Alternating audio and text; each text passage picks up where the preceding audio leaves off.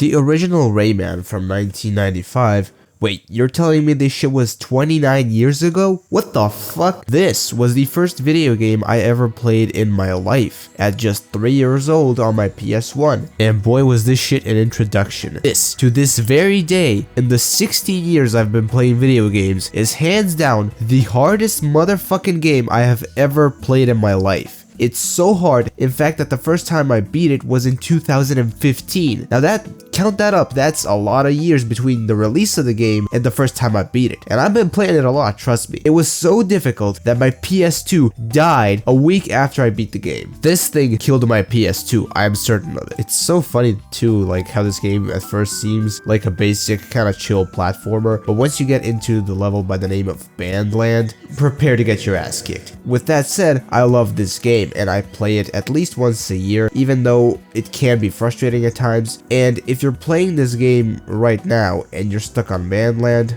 I legitimately feel sorry for you, because Bandland is nothing when compared to the future levels. But enough about the difficulty, let's talk about the gameplay. The gameplay for a PS1 game, in my opinion, feels really smooth and responsive, and the animations are especially great for that time. And I can't talk about it without mentioning the various abilities that you get as you go on, like the ability to hang on edges, punch, or my personal favorite, the helicopter ability. Now this game also has its collectibles, which come in form of cages that you have to open by punching them. Simple enough. When I first played the game, I did not know that you had to get every single one of those claustrophobic Alcatraz looking motherfuckers to unlock the final level. Speaking of levels, I also have to give props to Ubisoft for the amazing level design. It's absolutely beautiful. Each level has its own style, scenery, vibe, and as you get through them, the scenery changes, in some more and in some less. And as for probably my favorite part of the game, it has to be the music. The music this game has is an extremely underrated collection of songs in my opinion, and each song, or OST, whatever you want to call it, fits into the environment that you're in. A couple of standouts for me would be Blazing Brass and Duel with Mr. Sax. What I also love about the game is that while it is linear in some aspects, I think it's a lot less linear than some other platformer games. In each level you can take other routes, which usually lead to a catacomb, a cage, showing that there really was a lot of thought put into designing each and every one of the levels. And while the bosses are very challenging,